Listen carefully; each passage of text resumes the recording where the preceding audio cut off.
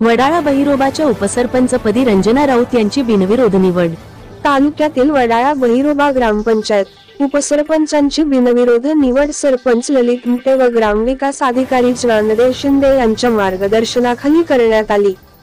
उपसरपंच पदासाठी रंजना सुरेश राऊत यांचा एकमेव अर्ज आल्याने त्यांची बिनविरोध निवड करण्यात आली।